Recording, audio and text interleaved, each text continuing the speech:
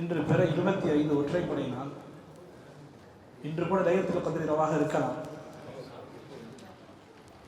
ஹதீஸ்ல வருது, அபூதர் ரலியல்லாஹு அன்ஹு அவங்களை பார்த்து ஸல்லல்லாஹு அலைஹி வஸல்லம் சொல்லுவாங்க, ல அன் தகுதுவ ஃபதஅல்லம ஆயத்தன் மின் கிதாபில்லாஹ் கைருல் லக மின் அன் துஸல்லிய மிஅத ரக்அ.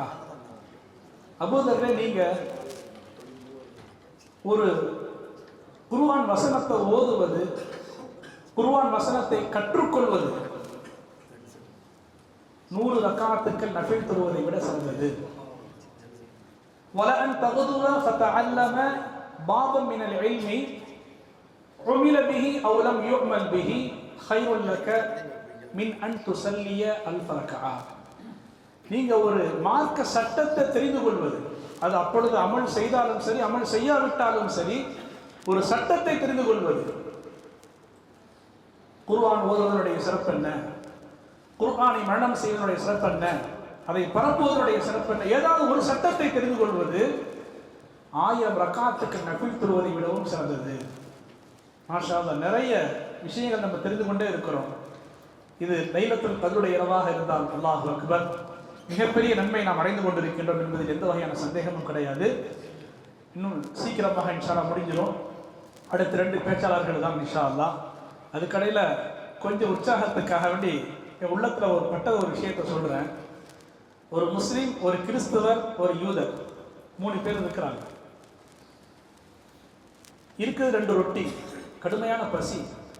இந்த 2 ரொட்டியை 3 பங்கு ஆக்கவும் முடியாது, 3 பங்கு ஆக்கக்கூடாது, யாராவது ஒரு நாள் திருப்தியா சாப்பிடணும் அப்படின்னு பேசிக்கிறாங்க. மிஅராஜில் கேள்விப்பட்டிருப்பீங்க, மூசா அலைஹிஸ்ஸலாம் எத்தனாவது வானத்தில் இருக்கிறாங்க? 7வது வானம். ஈசா அலைஹிஸ்ஸலாம் 4வது வானத்தில் இருக்கிறாங்க. கிறிஸ்தவர் ஈசா அலைஹிஸ்ஸலாத்தை ஈமான் கொண்டவர், யூதர் மூசா அலைஹிஸ்ஸலாத்தை ஈமான் கொண்டவர். இப்போ இந்த 3 பேர் பேசிக் கொள்றாங்க. நம்ம எல்லாரும் தூங்குவோம். யார் நல்ல பெஸ்ட் கனவு பார்க்குறாங்களோ அவங்க அந்த 2 ரொட்டி சாப்பிடலாம். இப்போ 3 பேர் தூங்குறாங்க.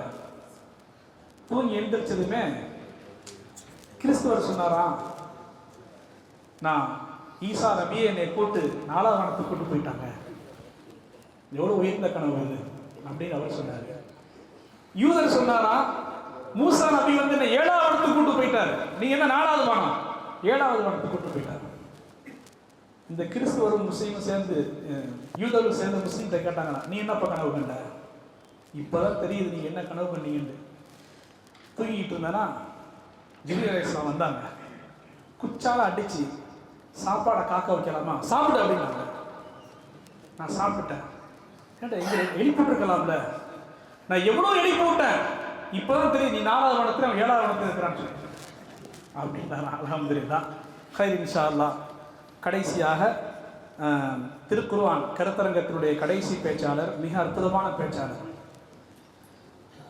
அருகில் இருக்கக்கூடிய நந்தன மொய்யம் சேர்ப்பள்ளியினுடைய தலைமை இமாம், கண்ணியத்திற்குரிய மௌலவி ஹாஃபிஸ் எஸ்ஹெச் முஹம்மது ஜாஃபர் சாதிக் ஆரிஃபி நூரி குர்ஆன் பரப்புவதற்கு என்ற தலைப்பின் கீழ் பேசுவார்கள். டைம் பஞ்சுவாலிட்டியை அதற்கு கற்றுக்கொள்ளணும் இன்ஷா அல்லாஹ். வாங்க. அஸ்ஸலாமு அலைக்கும் வரஹ்மத்துல்லாஹி வபரகாத்துஹு. அல்ஹம்துலில்லாஹி வஹ்தஹ் வஸ்ஸலாத்து வஸ்ஸலாமு அலா மன் லா நபிய்ய பஅத. அம்மா பஅத், ஃபகால அல்லாஹு தபாரக வ தஆலா, இன்னல்லாஹ வ மலாயிகதஹு யுஸல்லூன அலன் நபி யா அய்யுஹல்லதீன ஆமனூ ஸல்லூ அலைஹி வ ஸல்லிமூ தஸ்லீமா. اللهم صل على سيدنا محمد وعلى آل سيدنا محمد وبارك وسلم عليه. எங்கள் இறைவா, எங்களுக்கு பயன் தரக்கூடிய கல்வியை தந்தல் புரிவாயாக. உன்னுடைய அடியார்களுக்கு உன்னுடைய இல்லத்திலே என் மூலமாக நீ எந்த கல்வியை வழங்க நாடுகிறாயோ அதை கைரோடு தந்தல் புரிவாயாக. என்னுடைய நாவிலே கலிமத்துல் ஹக்கை வெளிப்படுத்தி தருவாயாக. பிஜாஹி சையதனா முஹம்மது முஸ்தபா ஸல்லல்லாஹு அலைஹி வஸல்லம்.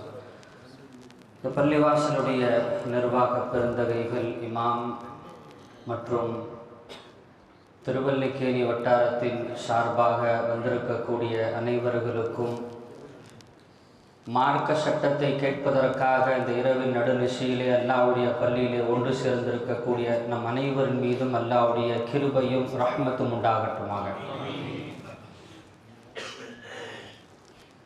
ஹிண்ட்ஸு பாயிண்ட்ஸ்லாம் வச்சிடுறேன், ஏன்னா அப்புறம் லேக் ஆகிடுச்சுன்னாக்கா ஆஃப் பண்ணிடுறோன்னு வேறு சொல்லிட்டாங்க பின்னாடி.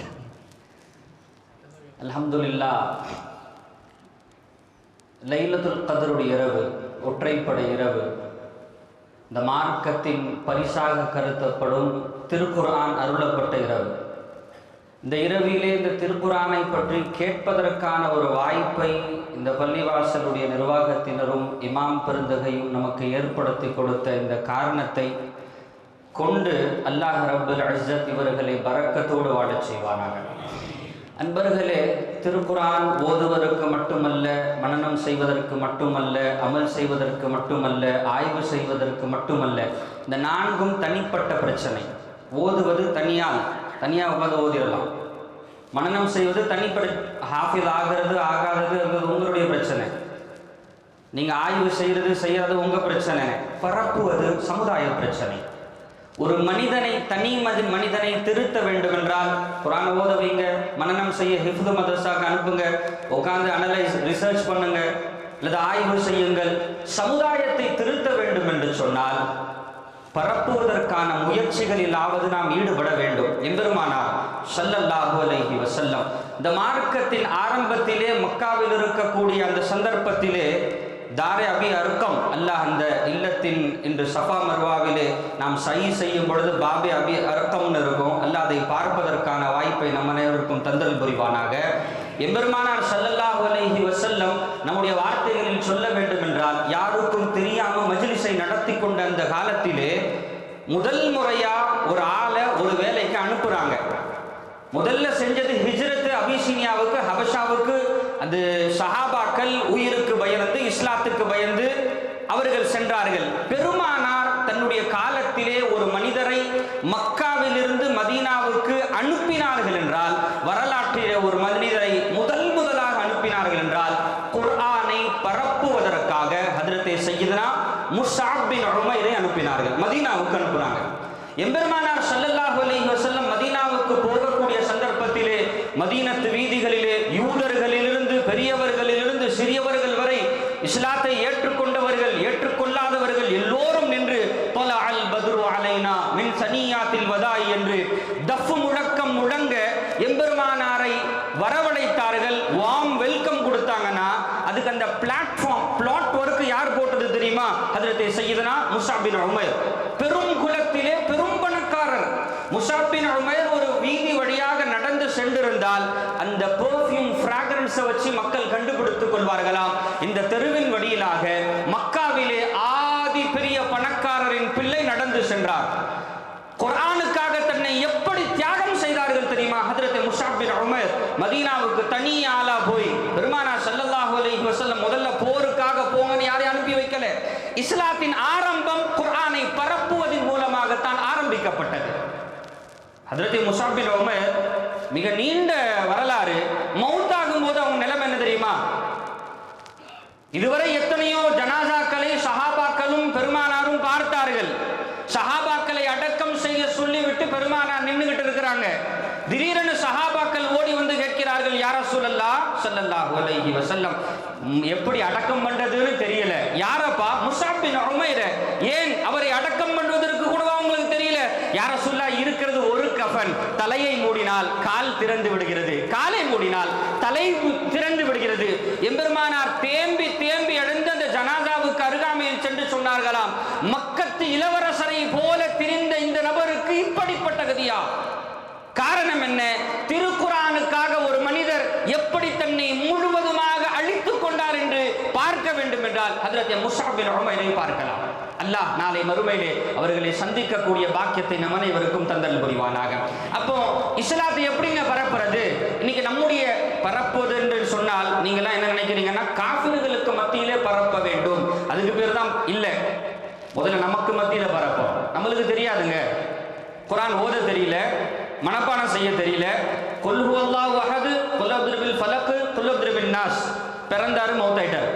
இது மூணுத்திலே வண்டியை ஓட்டிட்டார். ஜி, ஏன்னா அல்லாஹ்வுடைய கிருபை 2 ரக்காத்துல ஓதிட்டா போதும்ல.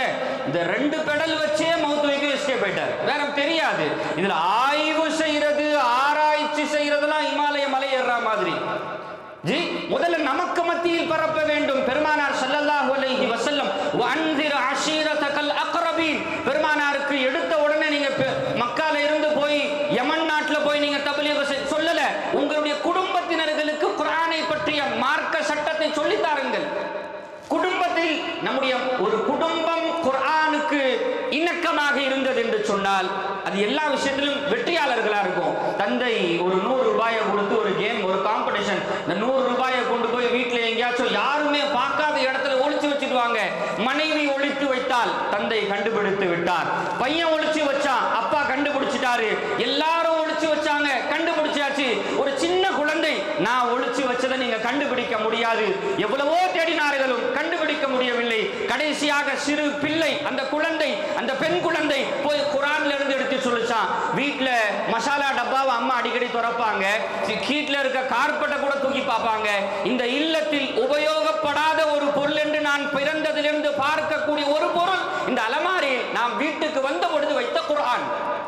அல்லாஹ் நம்மை பாதுகாப்பானாக. பெண் பிள்ளை திருமணம் முடிச்சு போறாளா, கையில குர்ஆன். புது வீட்டுக்கு போறீங்களா, குர்ஆன். குர்ஆன் என்பது ஒரு புத்தகம் அல்ல, நாம் வாழ்வியலில் செயல்முறைப்படுத்த வேண்டிய ஒரு இறை வேதம். அது இறைவனோடு நீங்கள் பேச வேண்டும் என்றால் குர்ஆனை தொடங்குன்றாங்க இப்னுல் கய்யிம் அல் ஜௌஸி ரஹ்மத்துல்லாஹி அலைஹி.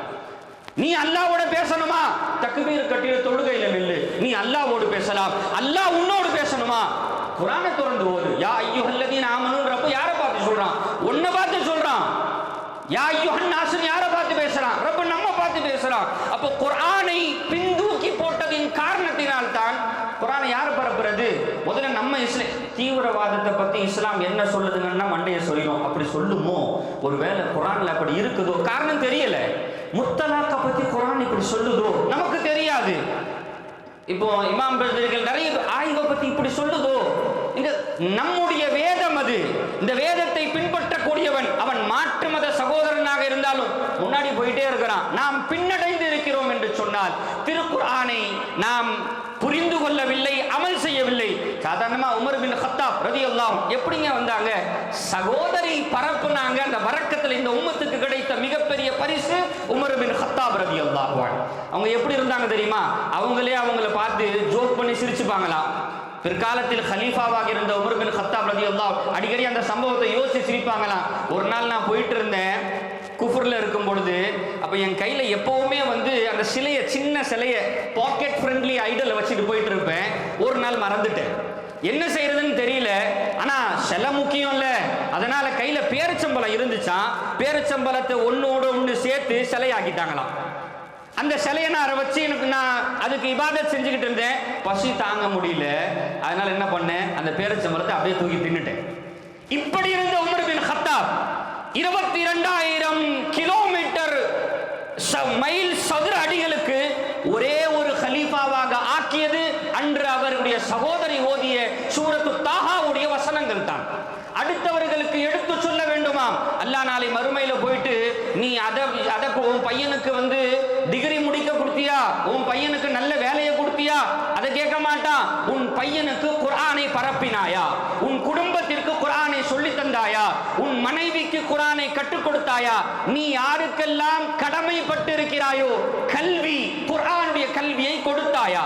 குல்லுக்கும் ராயின் வ குல்லுக்கும் மஸ்ஊலுன் அன் ரஅய்யதி. நீங்கள் ஒவ்வொருவரும் பொறுப்புதாரிகள். உங்களுடைய பொறுப்புகளை பற்றி நாளை மறுமையிலே விசாரிக்கப்படுவீர்கள். அப்போ நமக்கு மத்தியிலே, குடும்பங்களுக்கு மத்தியிலே, நம்முடைய நண்பர்களுக்கு மத்தியிலே குர்ஆனை பரப்புவது ஆக முக்கியமானது.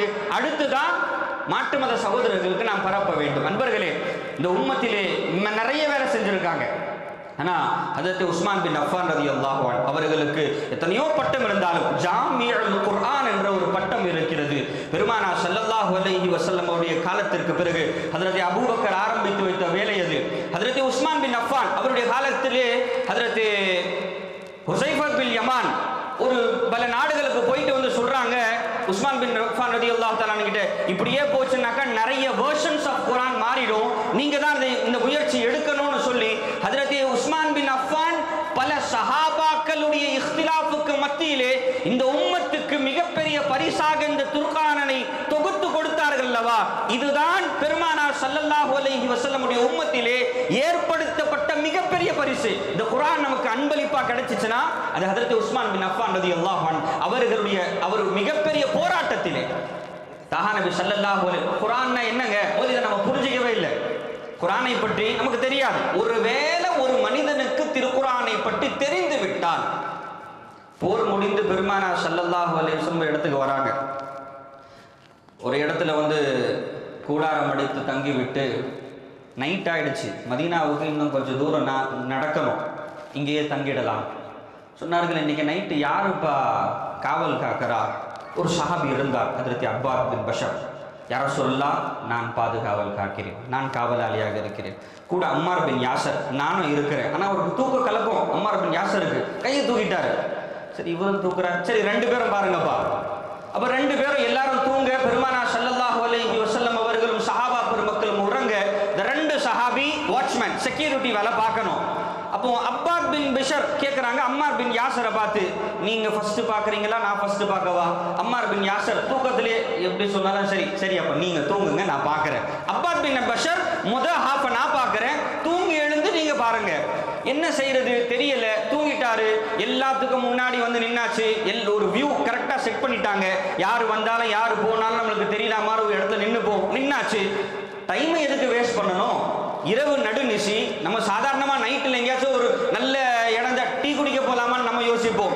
இரவிலே எல்லோரும் தூங்க, வானம் தெரிய, நிசப்தமான சப்தம், ராகத்தான காத்து, என்ன பண்ணலாம்? ரப்போடு பேசுறதுக்கு 2 ரக்காத் தொழுலாமா? ஹஜ்ரத் அப்பாஸ் பின் அஷருக்கு தொழுகையுடைய ஆசை வந்ததாம். தக்பீர் கட்டிட்டாங்க, அல்லாஹ் அக்பர், சூரத்துல் ஃபாத்திஹா முடிஞ்சிருச்சு. எதிரிகளிலிருந்து ஒருவன் பார்த்து விட்டான். பெருமானாரும் சஹாபாக்களும் தூங்க, காவலாளியாக இருக்கக்கூடிய ஒரு மனிதரும் முழிச்சுக்கிட்டு இல்ல, தொழுகையில நிக்கிறார்னா அவரை ஈஸியா அடிச்சிடலாம். தூரத்தில் இருந்து ஒரு அம்பை எய்தினான். அது நேராக ஹஜ்ரத் அப்பாஸ் பின் பஷருடைய நெஞ்சை துளைத்தது. எடுத்து போட்டு தொழுதுகிட்டே இருக்காங்க. 2வது ஒரு அம்பு வந்ததாம், குத்துச்சு, ஆழமா குத்திருச்சு, எடுத்ததுல ரத்தம் பீச்சுக்கிட்டு வருது. இருந்தாலும் தொழுகை விடல. 3வது ஒரு அம்பு சிறிது நேரம் கழித்து வந்தது. கஷ்டப்பட்டு அதை எடுத்து போட்டு விட்டு அவர்கள் சிறிது நேரம் கழித்து அம்மார் பின் யாசர் தூங்கிக் கொண்டிருந்தவரை எழுப்புகிறார்கள். அம்மார் எஞ்சிபா. அம்மார் பின் யாசர் எழுந்து பார்த்தா ரத்த வெள்ளத்துல மௌத்தாக கூடிய நிலைமையில இருக்கிறாரு. அம்மார் பின் யாசர் கேட்டார், அப்பா என்னப்பா நடந்துச்சு? இப்படியா உன்னை ஆக்கியது என்ன? 3 அம்பு குத்துறவைக்கு என்னப்பா பண்ணிட்டு இருந்த? தொழுதுகிட்டு இருந்தேன். என்னப்பா அப்படி தொழுதுகிட்டு இருந்த? சூரத்துல் கஹஃப் ஆரம்பிச்சிட்டேன், முடிக்க மனசு வரல.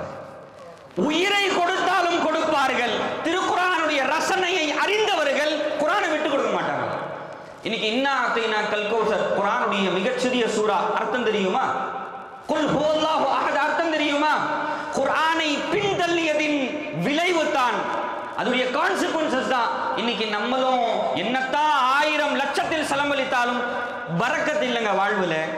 எதுவுமே இல்லை என்று சொன்னால் எதை நாம் முன்னிறுத்த வேண்டுமோ அதை தூக்கி அலமாரியில எங்கேயோ மூலையில வச்சுட்டோம். பெருமானார் ஸல்லல்லாஹு அலைஹி வஸல்லம் சொன்னார்கள், உங்களில் சிறந்தவர்கள் யார் தெரியுமா? கைருக்கும் மன் தஅல்லமல் குர்ஆன வ அல்லமஹு.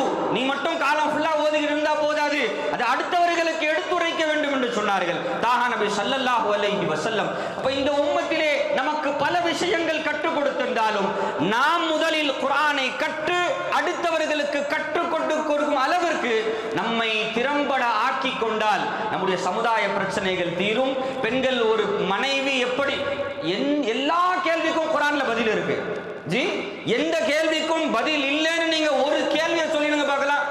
28க்கு ஆரம்பிச்ச இன்னும் 3 நிமிஷம் கரெக்டா இருக்கு ஜி. நான் பங்க்சுவலா இருக்க சொன்னாங்கல்ல.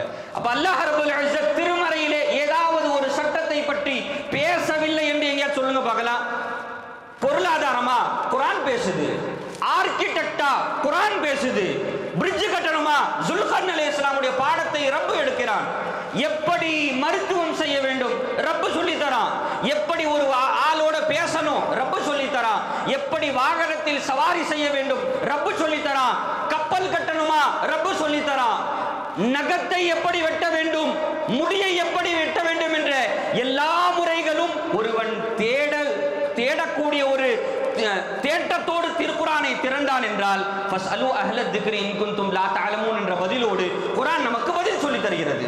நம்ம குர்ஆன் கிட்ட கேட்கறதை விட்டுட்டோம், குர்ஆன் நம்ம கிட்ட பதில் சொல்றதை விட்டுடுச்சு. கேட்டு பாருங்கள், அல்லாஹ்வின் மீது சத்தியமாக கேட்பவர்களுடைய கேள்விக்கு குர்ஆன் பதில் தரும். அப்படி பதில் தரலான்னு பேர் குர்ஆன் இல்லைங்க, அது முஜிஸா இல்ல. அது முஜிஸா என்று நீங்கள் நம்பினால் அது உங்களுடைய கேள்விகளுக்கு தெள்ள தெளிவான பதில் தரக்கூடியதாக இருக்கிறது.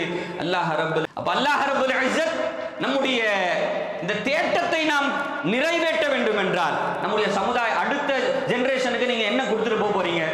பணம் கொடுத்துட்டு போயிட்டேன், கடையை விட்டுட்டேன், இது அல்லங்க, இது செல்வம் அல்ல. உங்களுடைய குழந்தைகளுக்கு குர்ஆனுடைய ஒரு அத்தியாயத்தை மனனம் செய்து அதிலே அமல் செய்யக்கூடிய ஒரு விதத்தை நீங்கள் சொல்லிக் கொடுத்து விட்டீர்கள் என்றால் அதுதான் அவர்களுக்கு நீங்கள் சேர்த்து வைத்த மிகப்பெரிய செல்லம். பெருமானார் ஸல்லல்லாஹு அலைஹி வஸல்லம் சஹாபாக்கள் ஓதுங்கப்பா, ஒரு ஜுஸு ஓது, 2 ஜுஸு ஓது, 3 ஜுஸு, அப்படி அல்ல. சஹாபாக்கள் 10 ஆயத்தை ஓதுவாங்களாம். அந்த 10 ஆயத்தை ஓதிட்டு மனனம் செய்வாங்களாம். அந்த 10 ஆயத்தை ஓதிட்டு மனனம் செய்து விட்டு பிறகு என்ன செய்வாங்களாம்? அதில் அமல் செய்யாத வரை அடுத்த 10 ஆயத்துக்கு போக மாட்டாங்களாம். அப்படிப்பட்ட குர்ஆனை கற்றுக்கொள்ள வேண்டும் என்ற ஆர்வம் அவர்களிடம் இருந்தது. மக்கால இருந்து மதீனாவுக்கு ஹிஜ்ரத் செஞ்சு போயிட்ட பிறகு எம்பெருமானார் ஸல்லல்லாஹு அலைஹி வஸல்லம் கிளாஸ் எடுப்பாங்களாம், குர்ஆனை பற்றி கற்றுத் தருவார்களாம். மக்காவாசியும் மதீனாவாசியும் நண்பர்கள் சகோதரர்களாக ஆக்கிவிட்டார்கள் அல்லவா பெருமானார் ஸல்லல்லாஹு அலைஹி வஸல்லம். ஹஜ்ரத் அலியையும் ஒரு அன்சாரி சஹாபியும் சகோதரராக ஆக்கிட்டாங்க. ஆனால் இங்கே போய் ஃபைனான்ஷியலுக்கு நம்ம எதனாச்சும் வேலை செய்யணும் மதீனாவில். இப்போ மதீனாவில் என்ன செய்யறது? நம்ம 2 பேரும் பிரதர்ஸ் ஆகிட்டோம் மதீனாவுடைய மண்ணில். ஆனால் 2 பேருமே டெய்லியும் மஜ்லிஸுக்கு போய் குர்ஆனை கற்றுக்க முடியாது, 2 பேருமே வேலைக்கும் போக முடியாது. என்ன செய்யலாம்? டீலிங் போடுறாங்க. ஒரு நாள் கடையில் உனக்கு வியாபாரம் நடந்தா நான் பார்க்குறேன். நம்ம உலக ரீதியாக நம்ம பல விஷயம் பேசிக்கிறோம்ல, ஒரு மாதம் நீ எடுத்துக்கோ, ஒரு மாதம் நான் எடுத்துக்கிறேன். ஹஜ்ரத் அலியும் அன்சாரி சஹாபியும் டீலிங் போடுறாங்களாம். ஒரு நாள் நான் வேலைக்கு போவேன், நீ மஜ்லிஸுக்கு போகணும். நீ குர்ஆன் கற்றுக்கொள்வதற்காக செல்ல வேண்டும். நீ குர்ஆனை கற்றுக்கொண்டதை இரவு நீ எனக்கு சொல்லி தரணும். மறுநாள் நான் வேலைக்கு போவேன், மறுநாள் நீ வேலைக்கு போகணும். நான் குர்ஆனை கற்றுக்கொள்ள செல்லுவேன். இரவு நான் கற்றுக்கொண்டதை உனக்கு கற்று தருவேன் என்று குருவி சேர்க்கிற மாதிரி இந்த இஸ்லாத்தை சேர்த்தாங்க. குருவி சேர்க்கிற மாதிரி இந்த குர்ஆனுடைய ஞானத்தை வளர்த்தார்கள். இப்படிப்பட்ட உலகத்திலே ஆக சிறந்த கல்வியான உலமாக்கள் சொல்லுகிறார்கள் 77,000 தலைப்புகளில் குர்ஆன் பேசுகிறான். ஒன்றல்ல, இரண்டல்ல, 77 வெளிப்படையாக பாஹிராக 77,000 தலைப்புகளில் பேசக்கூடிய திருக்குர்ஆனில் இருந்து உங்களுக்கு எத்தனை தெரியும்? அல்லாஹ் ரப்புல் இஸ்ஸத் நாம் சொல்வதையும் கேட்பதையும் நல்லமல்கள் செய்வதற்கு கிருபை செய்வானாக. நம்முடைய ஒன்று கூடுதல்களை கபூல் செய்து தருவானாக. வாஹிரு தஅவானா அல்ஹம்துலில்லாஹி ரப்பில் ஆலமீன். அல்ஹம்துலில்லாஹ், ஜஸாக்கல்லாஹு கைரா. இளம் ஆலிம் மாஷா அல்லாஹ் ரொம்ப அற்புதமான முறையில் நமக்கு முன்னால் பீரங்கி போன்று ரொம்ப அழகாக நமக்கு உரையாற்றினார்கள். அல்லாஹ் தஆலா இன்னும் அவர்கள் வளர வேண்டியிருக்கின்றது. அல்லாஹ் மிக சிறந்த முறையில் இவர்களை கொண்டு அல்லாஹ் இந்த உம்மத்தில் வேலை வாங்கிக் கொள்வானாக. என்னுடைய முன்னாள் மாணவர்கள் ஒரு 10 வருஷத்துக்கு முந்தைய டி நகர்ல மக்தபோட மாணவர்கிட்ட 50 பேர் இருக்கிறாங்க. அதில் விரல் விட்டு எண்ணக்கூடிய பிள்ளைங்களை தான் பார்க்கக்கூடிய ஒரு சூழல் ரொம்ப வருத்தத்திற்குரிய கவலைக்குரிய விஷயமா இருக்குது. எல்லா மொத்தத்தில் இங்கே தான் இருக்கிறாங்க. பக்கத்தில் நம்ம அரஷர் இந்த மாணவர் இருக்கார் வந்திருக்கிறாரு, ரிச்புடைய மகனார் ஷக்கீல் வந்திருக்கிறாரு, அப்புறம் ஹுசைன் ரசாக்குடைய மகனார் இவங்க தான் வந்திருக்கிறாங்க. அதனால் தயவு செய்து நம்முடைய டி நகரில் பிலால் இருக்கிறாரு மாஷா அல்லாஹ். அதனால் தயவு செய்து அடுத்த மீட்டிங் எங்கே இருந்தாலும் சரி டி நகரில் எல்லாரையும் கூட்டிட்டு வர்றது உங்களுடைய பொறுப்பு. அல்ஹம்துலில்லாஹ். அவங்க தான் நம்ம டி நகர் அடுத்து மிக சிறந்த ஒரு நிலைக்கு கொண்டு செல்லக்கூடிய சோல்ஜர்ஸ், வீரர்கள். அவங்க தான் வாலிபர்கள் தான். அல்ஹம்துலில்லாஹ்.